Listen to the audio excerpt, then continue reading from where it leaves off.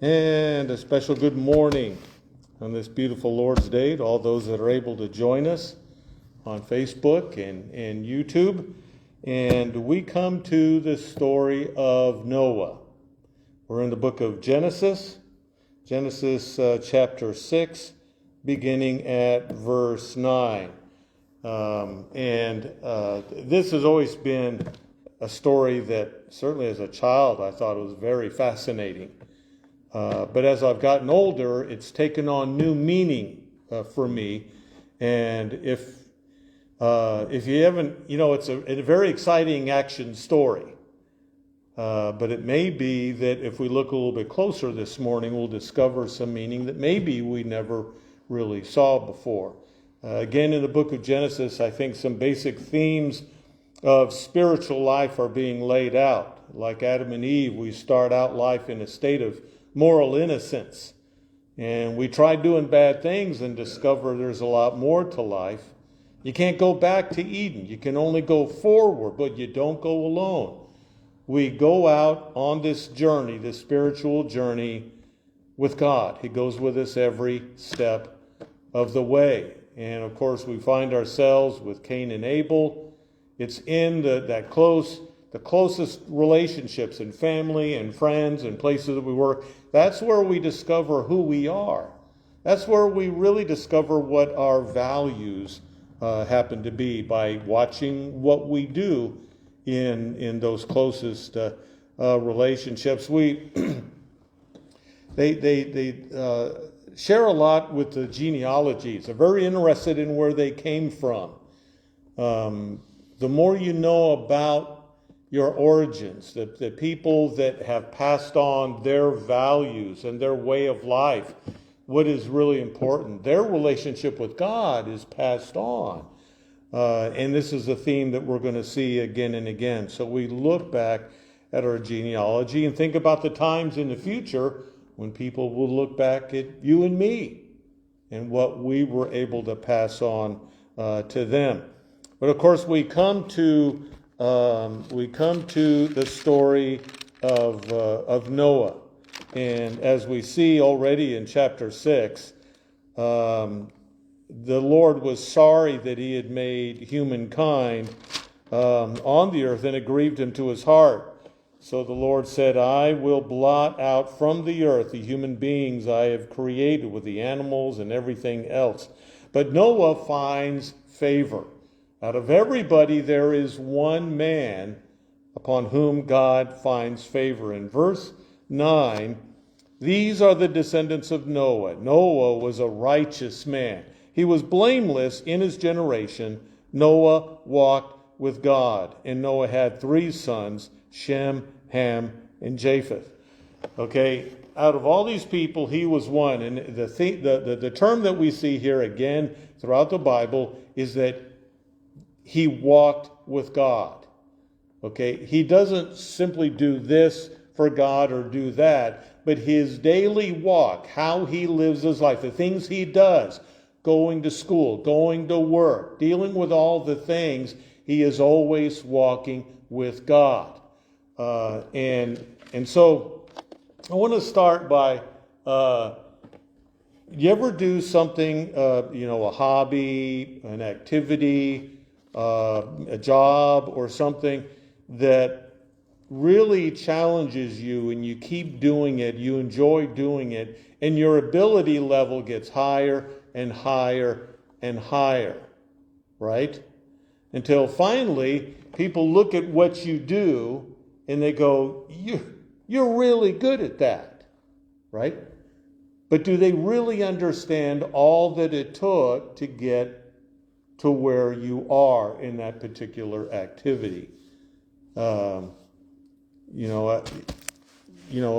look at people, that play the piano, and they go, how in the world do you do that?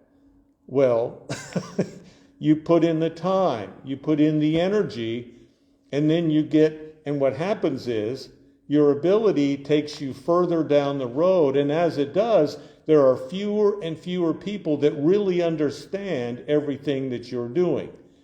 Looking at those quail the other day, to me, it's really fun to see them. I think they're beautiful. It looks like they would be fun to deal with. But I'm thinking there's so much that you would have to know and to be able to do in order to maintain that.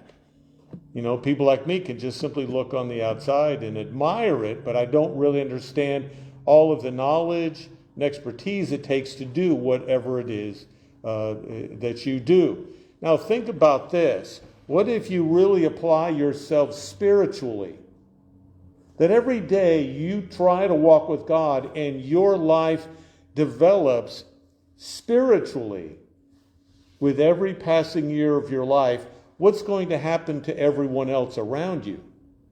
They're going to recognize that there's something going in your life, but will they really understand it? And one of the challenging things is that if you really try to develop your spiritual life, you may end up kind of like Noah. He's all alone, right? You know this story. There he is. It's him and his family, and I'm all alone. Why is it that the more I follow God, the more alone I seem to become? And it's kind of like anything that we do, then you have to really start looking harder to find people that share your values and your commitment. But here he finds that the longer he walks with God, in many ways, the lonelier he becomes. Whenever I talk about this kind of a loneliness, it makes me think about my community, my society, my world. And do you ever look at the world and go, as much as I love the world, I feel kind of alone. I don't feel like I really fit in very well. And I've said it like this. If you look at our society, say our country as a whole, what would you say about our nation's values, our society? What is it that's really important? What is it that really motivates us to live the lives that we do? Well, I would propose to you, and I won't take the time to elaborate on it, but I believe our society is quite sick. And if you feel really comfortable in a sick society, what does that say about where your heart is?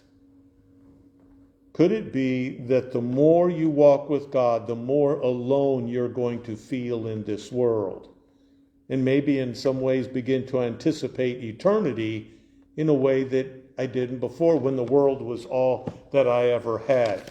So to me, the story of Noah is kind of a story about being alone and feeling like I don't fit. And I look at everybody around me in this world, and I go, we're heading in two totally different directions.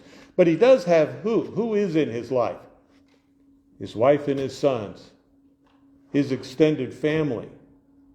Okay? And so what we see here is the importance of family influence on our lives. Okay, now it was very common historically in this time, and you see this all the way through to the New Testament, that in a patriarchal society, when the oldest father or grandfather or whatever chose to believe in God and to follow God, normally the entire household would follow in his footsteps. Whatever he believed in is what the whole family would believe in. And you'll see this, so-and-so, especially in Paul's missionary journeys, a man would come to know the Lord and all of his household with him.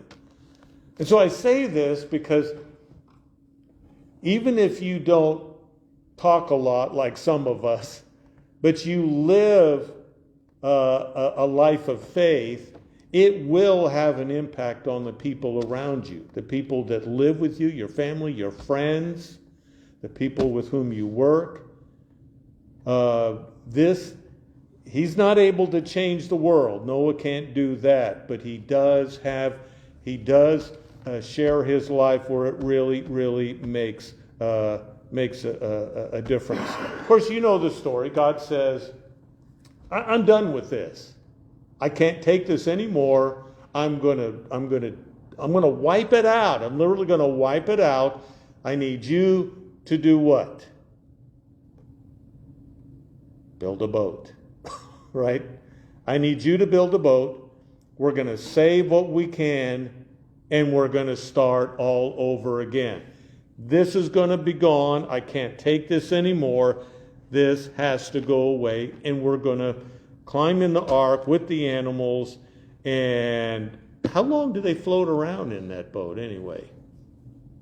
You know, they all get on board, and then it begins to rain. And how long does it rain?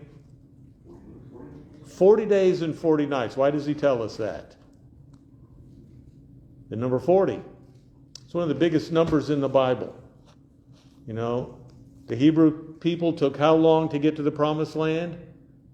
40 years. How long did Jesus go out into the desert? At the beginning of his ministry, it was 40 days. Okay, the number 40 is a symbolic way of describing a time of trial and tribulation. This is going to be a really, really difficult time. No, harder than anything you've ever been through. For most part of a year, this goes on. Finally, when the water does go down and they see the tops of mountains, it's still another 40 days, he mentions. The trials and the tribulations keep coming. Have you ever had a time in your life where you felt like this is just trials and tribulations? It doesn't seem to end. If I ever start making some progress with this issue, this thing comes up. And it's like, I feel so overwhelmed, I don't know what to do. Now, if you've been fortunate and your life has never been like that, the story may not mean a lot to you. But if you've ever been so beaten down, so overwhelmed by the forces of evil in this world, this might be the story for you. Okay? Even as a child, I thought, why doesn't God fix the problem? Sometimes a problem can't be fixed. Okay? Now I consider myself really, really optimistic. You can put in front of me a pile of garbage, and I could look at that and imagine how someday I'm going to make something out of that, and it's going to save the day. It'll cost me a lot of money doing it. I could have gone and spend a fraction of the amount at the store and start all over again. But it's amazing what I can hang on to and work on.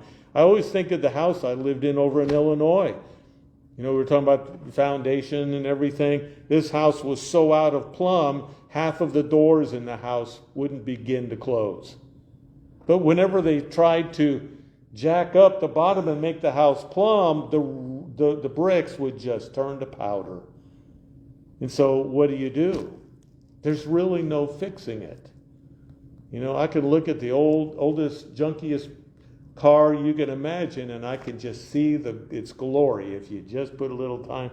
No, sometimes you have to start all over again. And this is what God does. I'm not going to fix this. Sometimes we have to start all over again. And because of that, they're alone for a long, long time. Some things cannot be fixed. I've told you before about when I was counseling individuals that were incarcerated and had committed crimes, struggling with addictions, and they would ask me, how is it possible for me to turn my life around? If somebody came to you and said, look, I've been living a life of crime and it's really due to the addictions to drugs and alcohol that I have, is there any hope for me? What would you say? They used to ask me that on a fairly regular basis.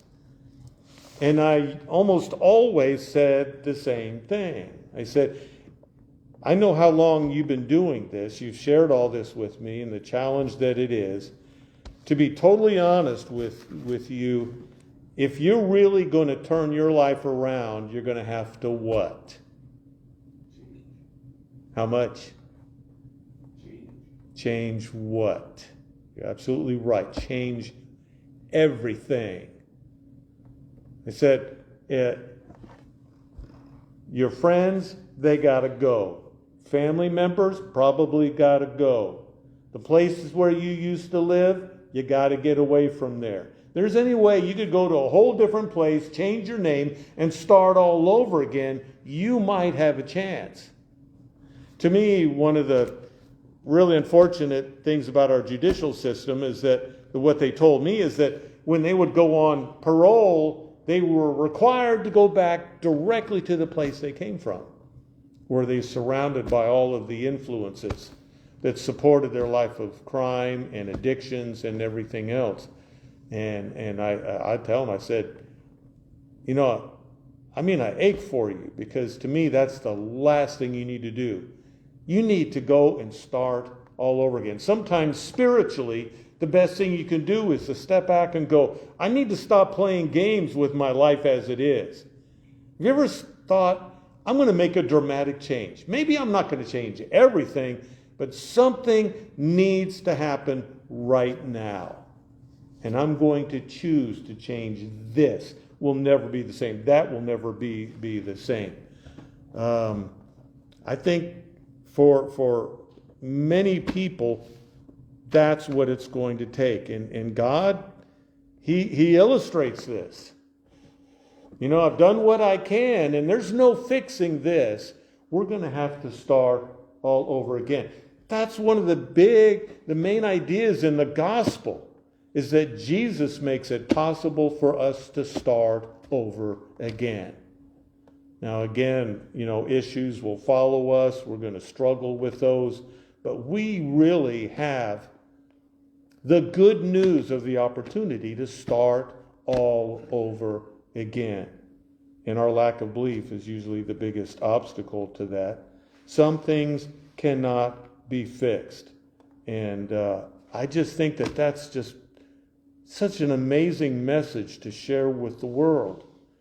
It may be that, like Noah, I'm going to be relocating in a place I don't even know where I'm going to end up. Some days I'm not even sure this water's ever going to disappear after it wipes everything clean again. But it does, and we're going to see what happens there.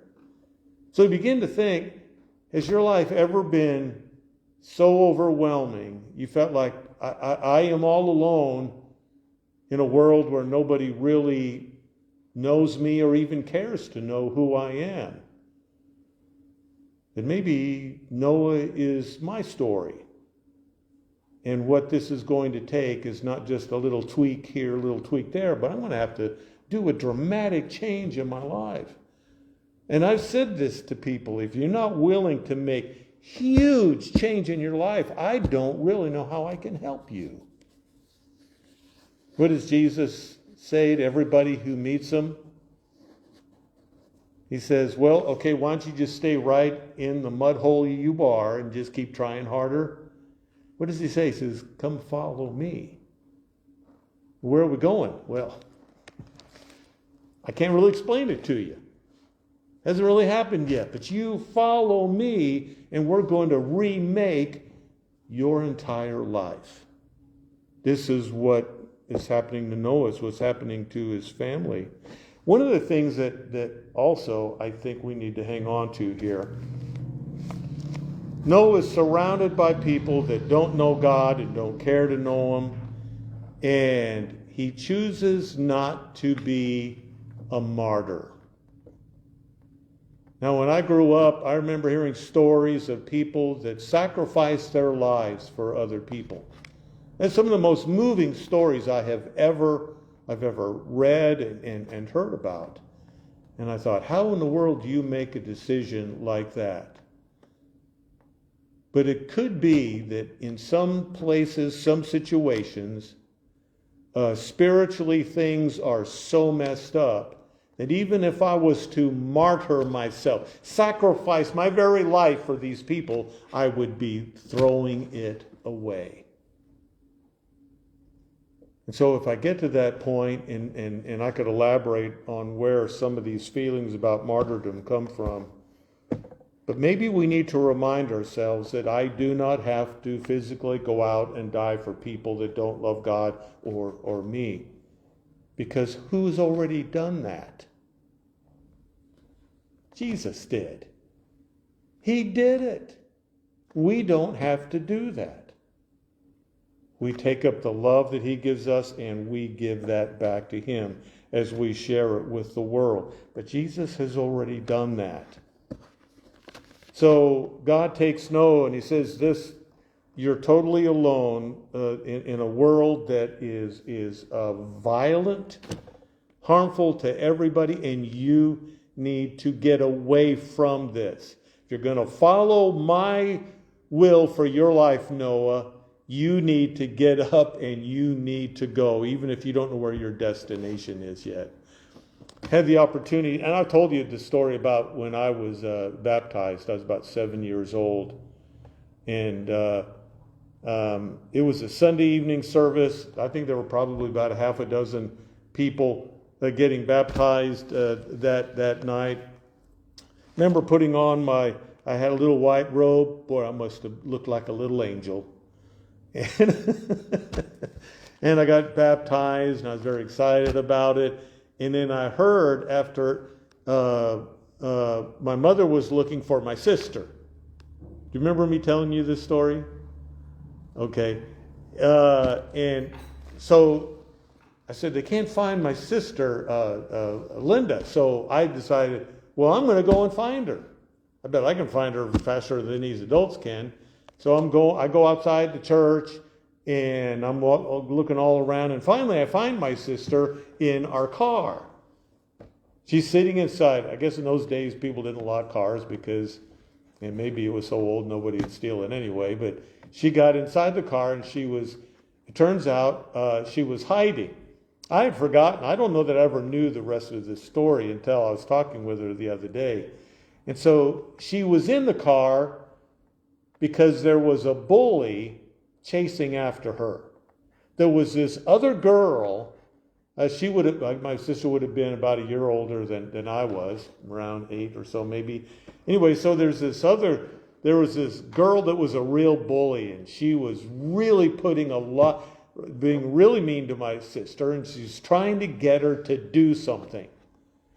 There was this other girl that the bully really, really hated and wanted to get even with that other girl. So she wasn't, for whatever reason, up to doing what she wanted to do to that other girl. So she decided she was going to make my sister do it. And she told her to take a comb. I want you to spit on this comb, and I want you to put it through her hair. I never was an 8-year-old girl, so I'm not really sure all that goes on in all this.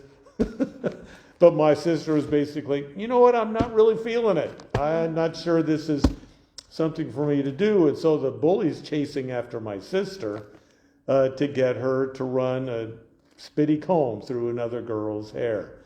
And finally, she ends up hiding in the car. And I thought, sometimes that's life. Sometimes the world is so messed up, the only thing I can do is to go and hide from this and wait for an opportunity to get away from this and start all over again somewhere else. So don't spit on the comb and don't go run it through other people's hair. You just got to get away.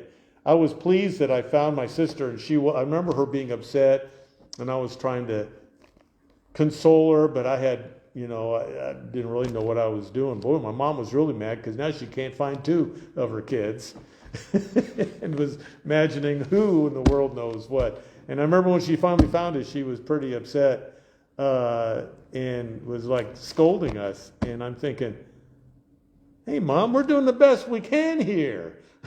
Give us a little break. But I've hung on to that. There are times when getting away and finding a place in this world where maybe I'm not so alone after all. Could it be that I'm like Noah sometimes? And maybe I've been fortunate my entire life, but the day may come when this story will make more sense to me than it ever did before. Heavenly Father, my prayer this morning is that when we think about how difficult it was for Noah to be so alone in this world, and how devastating it would be to think that God is just, the only thing left to do is to wipe the slate clean and start over again. Help us to use your wisdom and recognize those times and places when the best thing we can do is to follow you wherever you take us. For your amazing love, we thank you in Jesus' name. Amen. Our closing hymn is number 557. I'm going to say goodbye to all those that are able to join us. Wherever in this world you may be, even if you're on a beach, I pray that you have a great time, and we hope to see you soon. God bless you all. Bye.